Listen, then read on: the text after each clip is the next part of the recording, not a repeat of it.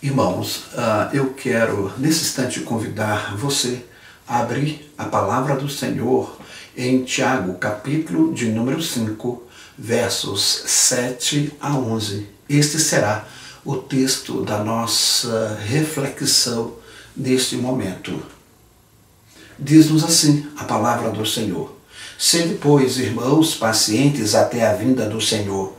Eis que o lavrador aguarda com paciência o precioso fruto da terra, até receber as primeiras e as últimas chuvas.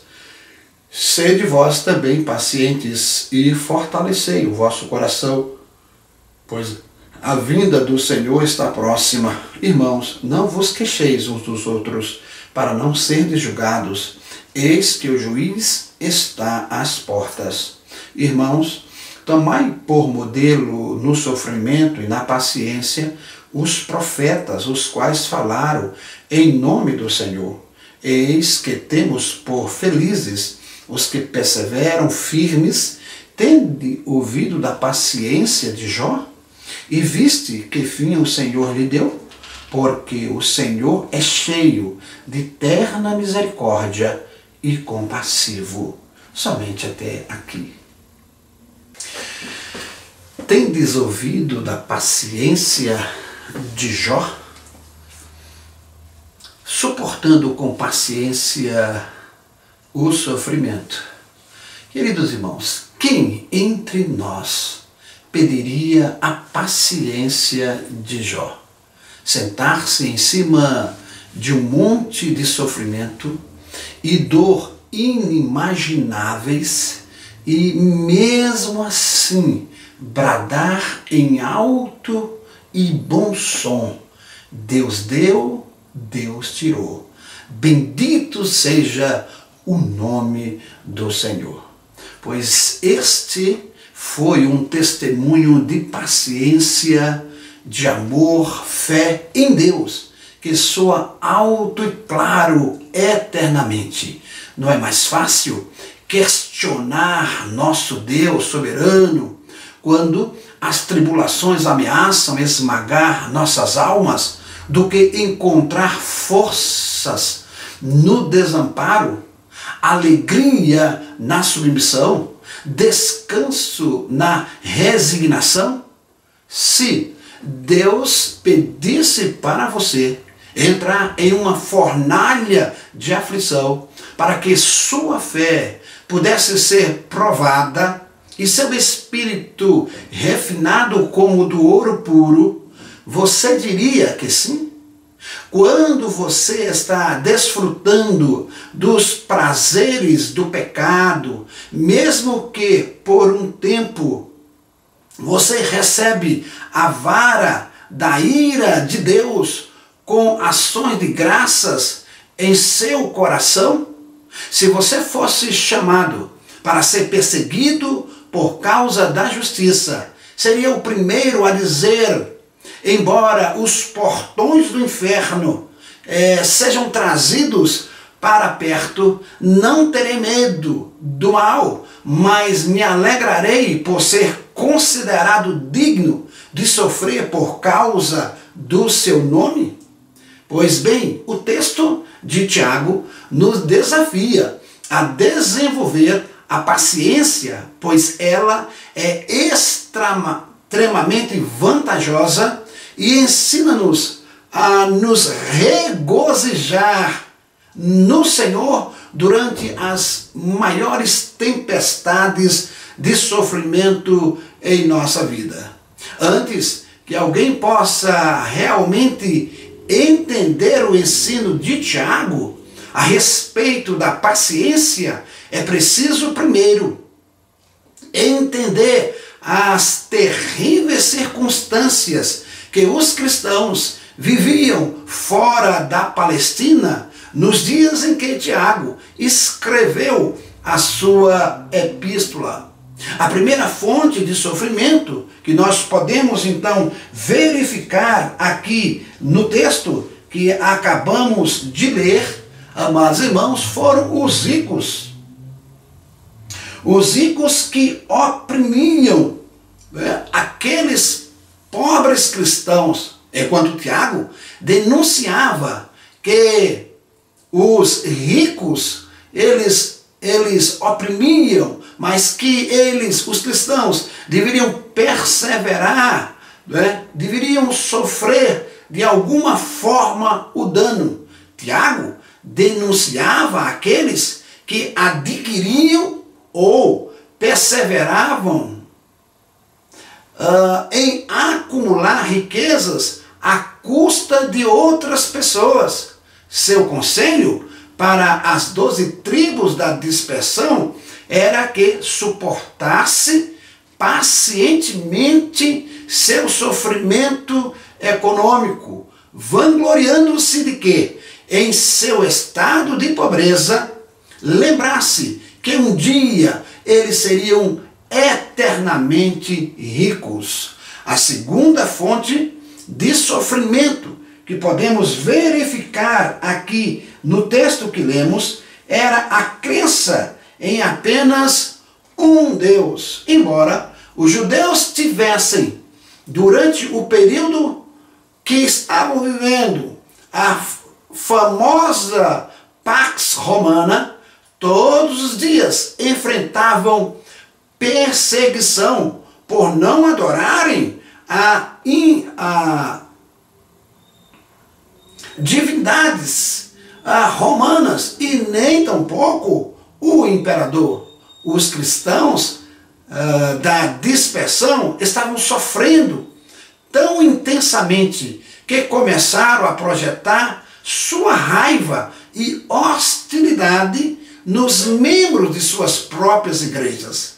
Em resposta a tudo isso, Tiago os incentivou a manterem-se firmes sobre a aprovação, fiéis a Deus nas tribulações e, acima de tudo, esperar pacientemente até que o Senhor retornasse e corrigisse toda sorte de injustiça. Como permanecer pacientes em 3 áreas críticas de nossas vidas. Um com o outro, diante da perseguição e durante as tribulações, para que sejamos fiéis na volta do Senhor.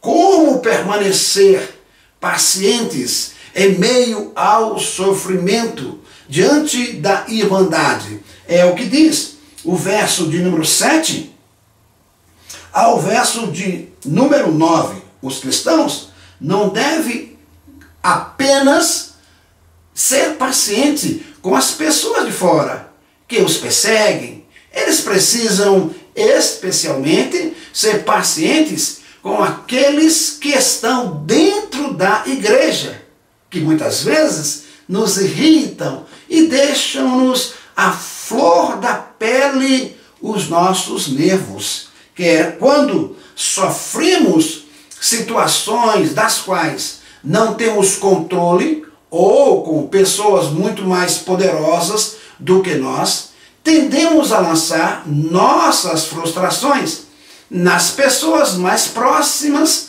a nós.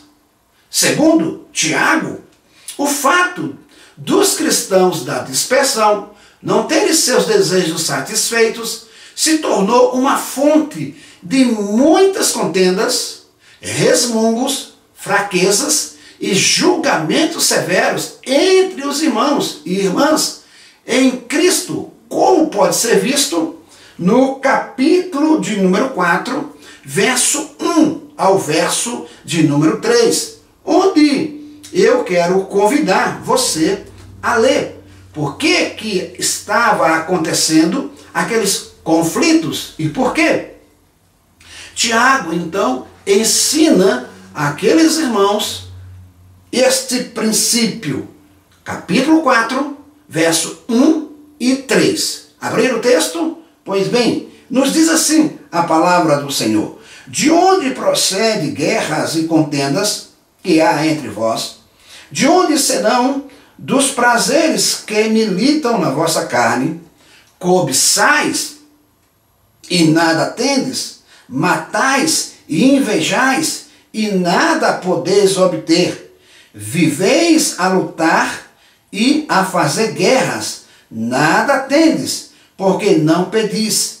Pedis e não recebeis, porque pedis mal, para esbanjardes em vossos prazeres. Perceberam, amados irmãos, que o problema aqui existente, naquela comunidade nascente, era uma espécie de inveja. E isto gerou uma certa queirela no meio daquela comunidade. No entanto, o princípio cristão, ensinado até mesmo pelo apóstolo Paulo, ao escrever a sua epístola aos Colossenses, no capítulo de número 3, no verso de número 13, ele ensina-nos que devemos suportar. Diz Paulo: suportai-vos uns aos outros, perdoai-vos mutuamente, caso alguém tenha motivo de queixa contra outrem, assim como o Senhor vos perdoou, assim também perdoai-vos.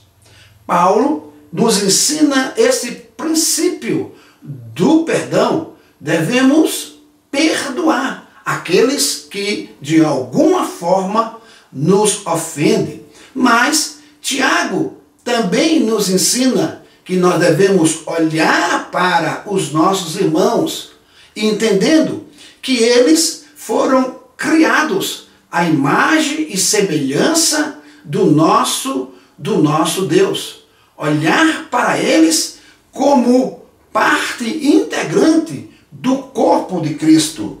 Tiago, então, diz que com a nossa língua nós louvamos, nós bendizemos a Deus. E no verso de número 9, no capítulo de número 3, nos diz assim, Tiago, falando acerca da nossa boca, falando acerca da nossa língua. E ele diz, com ela nós louvamos ao Senhor e Pai, e com ela amaldiçoamos as pessoas que foram criadas à imagem de Deus.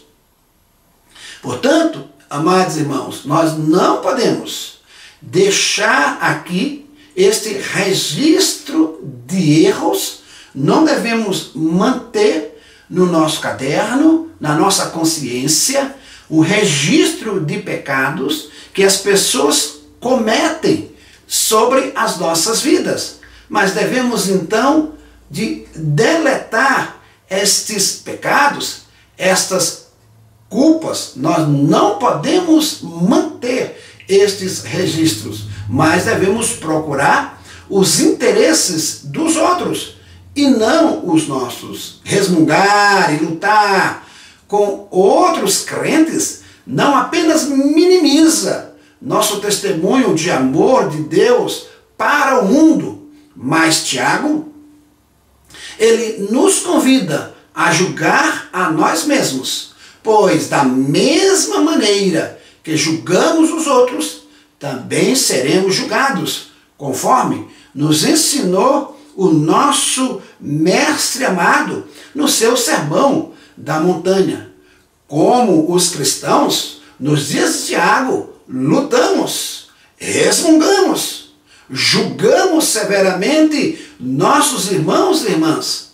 Não devemos esquecer que essa desobediência será julgada brevemente por aquele que está prestes a retornar, conforme nos disse João ao escrever Apocalipse no capítulo de número 22, no verso de número 20. João disse assim: aquele que dá testemunho destas coisas diz, certamente venho sem demora. Amém? Vem, Senhor Jesus. Queridos irmãos, sabedores que somos de que Jesus está às portas, nós devemos então aprimorar o nosso relacionamento com os nossos irmãos, demonstrando paciência para com aqueles que de alguma forma nos afligem. Mas a segunda lição que nós podemos tirar desse texto está no verso de número 10. Tiago, então, nos chama a termos paciência diante da perseguição. E ele toma como exemplo aqui os profetas. E ele diz, quando se tratou de paciência em meio à perseguição, Tiago afirmou que seus irmãos deveriam olhar para o exemplo dos profetas que foram capazes de declarar fielmente a palavra de Deus, apesar de serem perseguidos e encararem a morte. Um exemplo de grande paciência foi Moisés. Ele vagou no deserto e teve que suportar a queixa e a tristeza. Paciência na perseguição traz benefícios incríveis, pois em nossa perseverança, os crentes frequentemente experimentam aumento na fé e na maturidade espiritual. O príncipe do pregador, Charles Spurgeon, afirmou o seguinte, abre aspas, que a melhor peça de mobiliário que ele já teve em sua casa era a cruz da aflição. Spurgeon então diz que a melhor peça de mobiliário que ele já teve em sua casa era a cruz da aflição. Pois é frequentemente, amados irmãos, no mar mais salgado, no mar mais revolto, que os crentes se aproximam e buscam conforto no homem de dores. O Senhor já nos ensinou no seu Sermão da Montanha, bem-aventurado aqueles que são perseguidos por causa da justiça.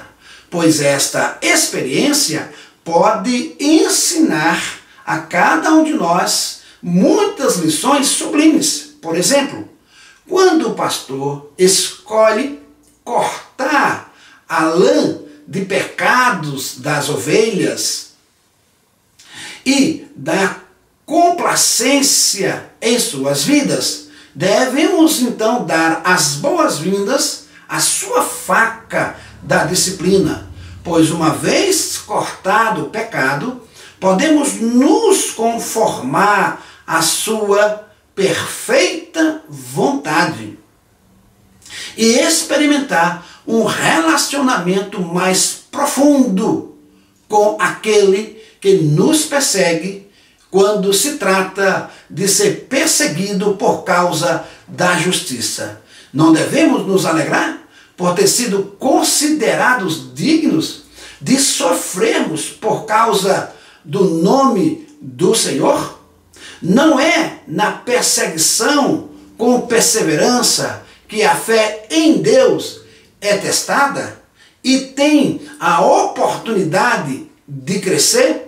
A partir deste exemplo, queridos irmãos, nós somos então informados que a partir do exemplo dos profetas nos regozijemos na perseguição, pois quando Cristo retornar, grandes serão nossas riquezas no céu, por fazer a sua vontade.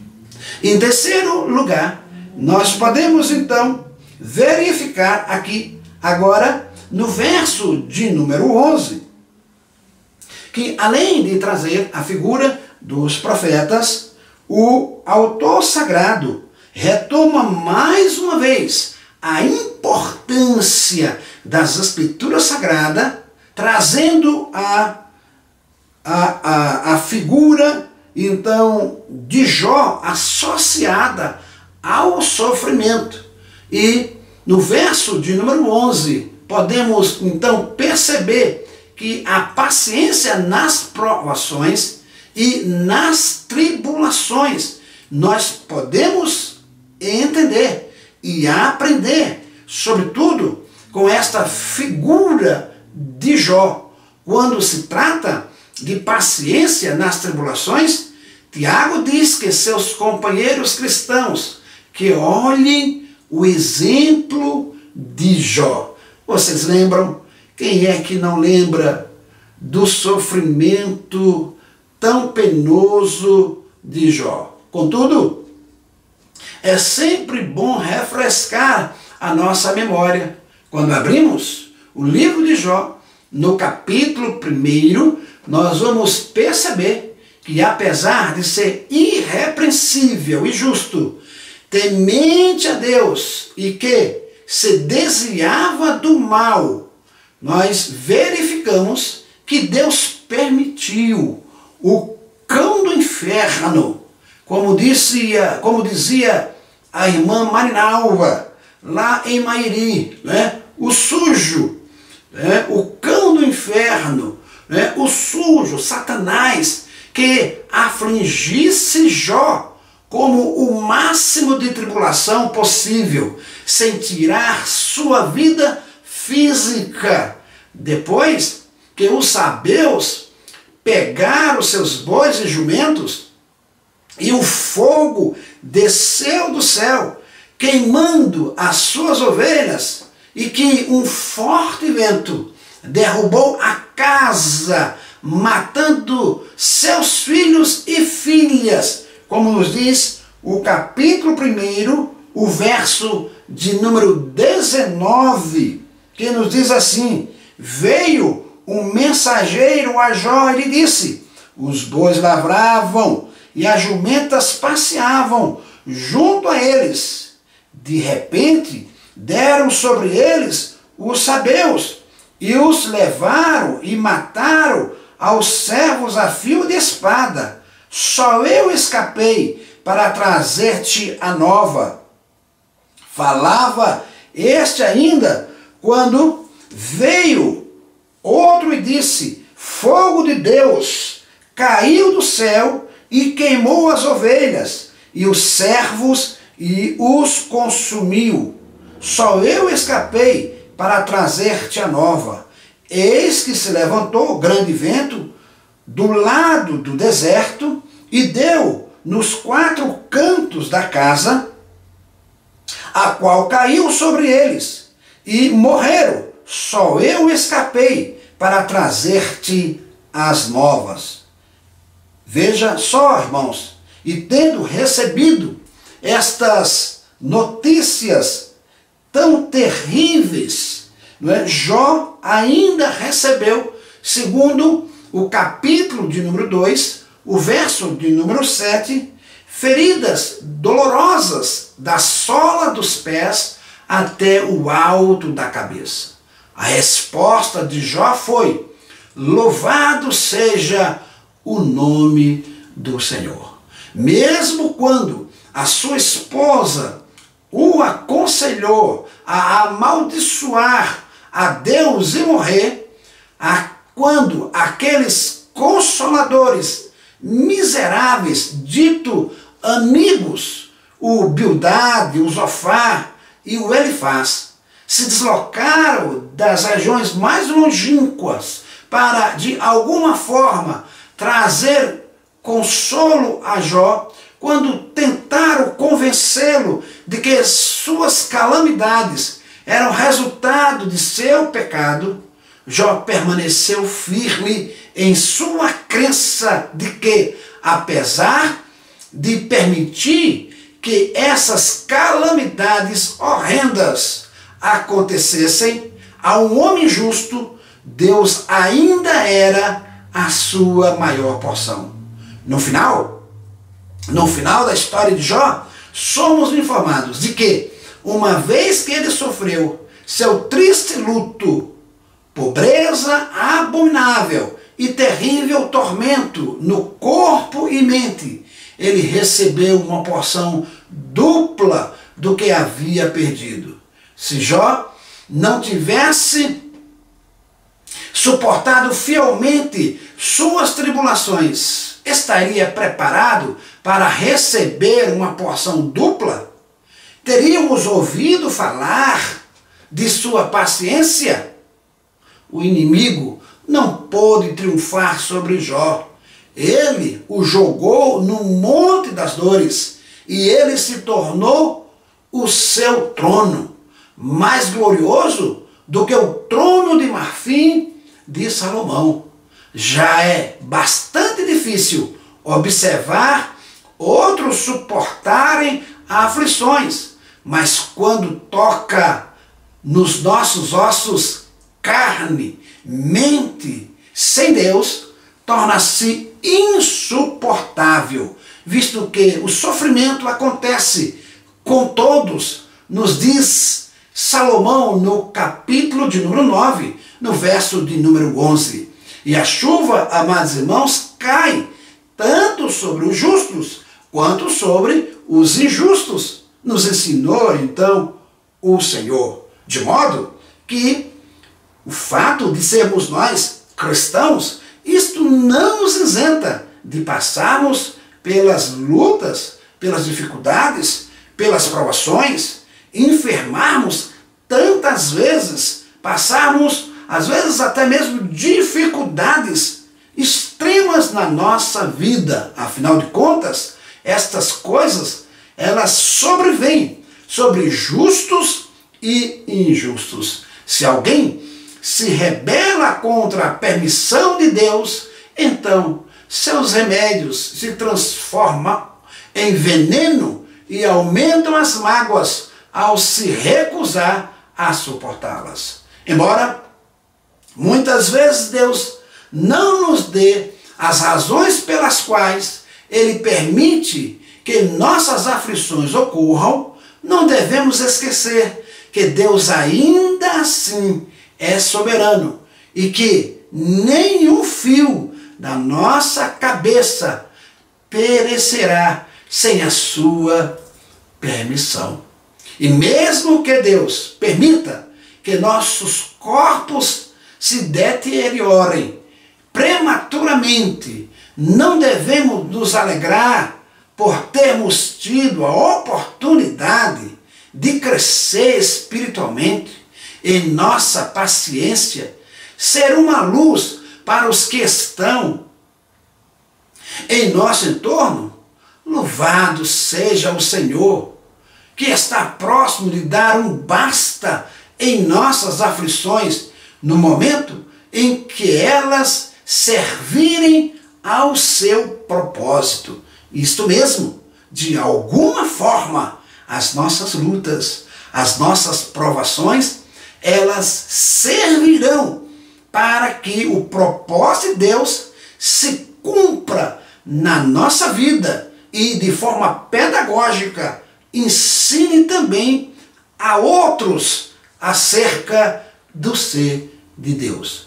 Finalizando, concluindo, Tiago então aqui no verso de número 7 e 8, ele termina esta parte de sua carta afirmando que, por mais difíceis que sejam as circunstâncias da vida, seja paciente, pois o Senhor logo voltará. Como o agricultor, ele se utiliza desta figura. Haja vista que os seus ouvintes se tratava de uma comunidade agropastoril. Por isso, então, ele se apropria desta figura do homem do campo, do agricultor. E ele então diz que, como agricultor, somos então convidados a sermos pacientes com a colheita.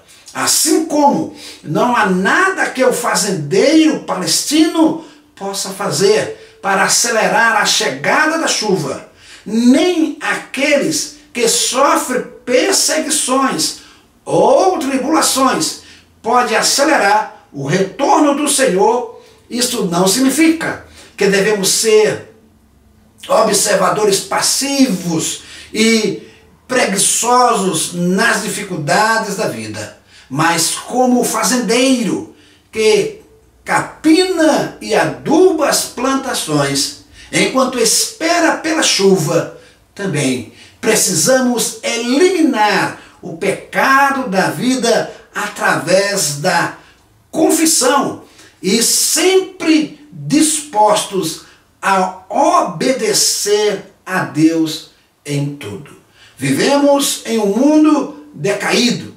É inevitável que enfrentemos muitas circunstâncias das quais não temos controle. E, portanto, meu querido e amado irmão, precisamos confiar em Deus e fazer todos os esforços para preservar e permanecer fiéis a Ele, como não sabemos exatamente quando o Senhor voltará. Devemos vigiar e orar. Sede, pois, pacientes no sofrimento. Que Deus muito te abençoe.